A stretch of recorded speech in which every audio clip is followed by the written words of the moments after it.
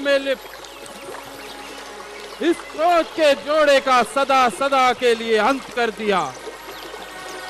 जा, मैं तुझे श्राप देता हूं कि तू कभी जीवन में सुख न पाए।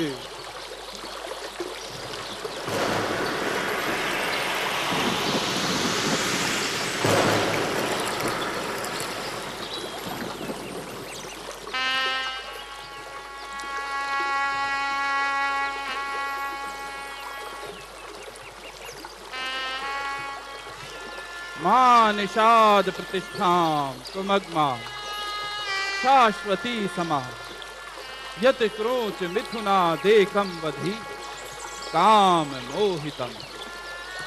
मां निषाद प्रतिष्ठां त्वम गमः शाश्वती समा यत क्रोच मिथुना देकम वधि काम मोहितम।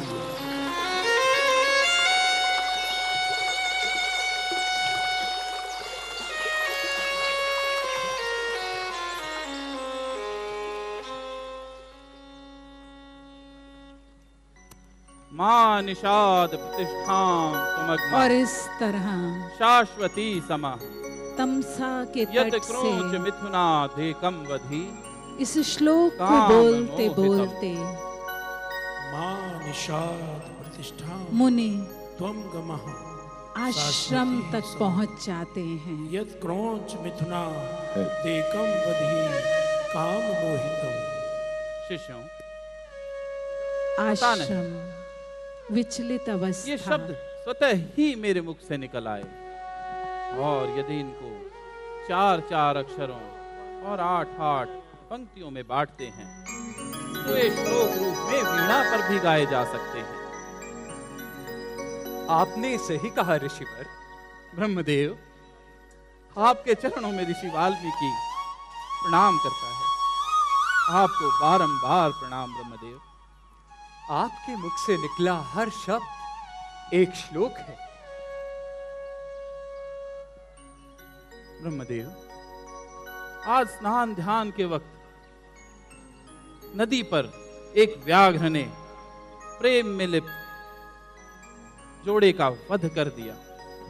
उस क्रोच के जोड़े की दुखदाई पीड़ा देखकर मेरे मन में ये शब्द स्वतः ही फूट पड़े। इसका कारण मैं नहीं जान पा रहा हूं। ऋषिवर, आपके मुख से जो भी शब्द निकले हैं मेरी ही प्रेरणा और संकल्प से निकले हैं। अब आप इन्हीं श्लोकों से कांतिमान, धैर्यवान, प्रजाहित कारक और धनुर्विद्या में निपुण श्री राम के संपूर्ण चरित्र का वर्णन कीजिए। श्री राम के संपूर्ण चरित्र का वर्णन? परंतु पितामह, मैं तो उनके जीवन चरित्र के बारे में कुछ अधिक नहीं जानता हूं, तो मैं उनके जीवन के विषय में इतना कुछ कैसे लिख पाऊंगा?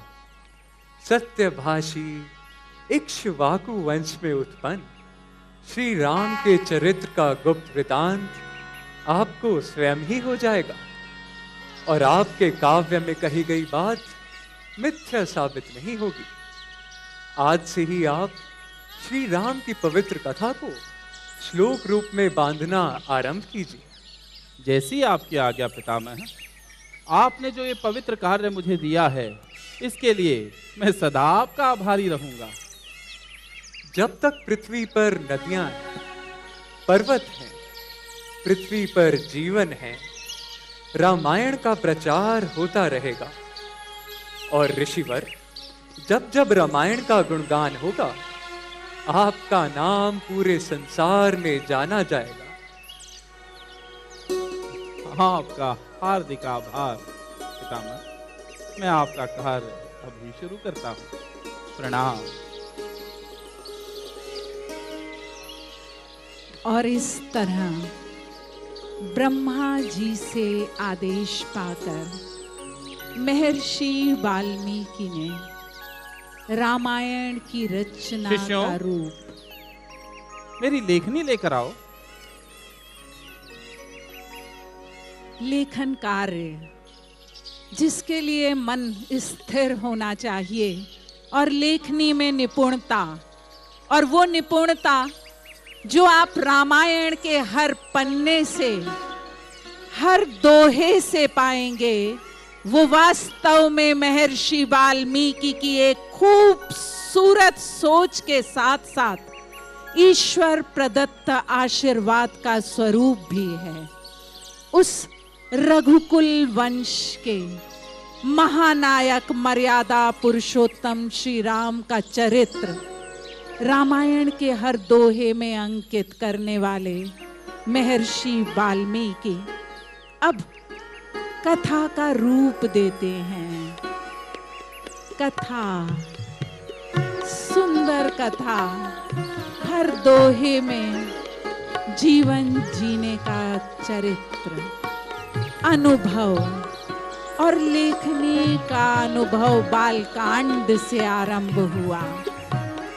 धीरे धीरे प्रतिदिन आप इन सुंदर कांड को देखते हुए चलेंगे। वन में जाना, अरण्य कांड, और उसके पश्चात अपने जीवन को एक नया रूप देना, अयोध्या कांड। अयोध्या के पश्चात पवन सुत हनुमान से मेल, किष्किंधा कांड। उत्तर कांड तक आते आते वो हर स्वरूप वाल्मीकि की कलम ने रचित किया, जिसे जानकर आज हम सब जय जय श्री राम कहते हैं। और महर्षि वाल्मीकि के दोनों तरफ लव और कुश परिचय लेते हुए अपने ही कुल का और विधि का विधान देखिए। दूर बैठकर स्वयं अपने पिता की गरिमा और उसके मान का सुंदर स्वरूप जान रहे हैं।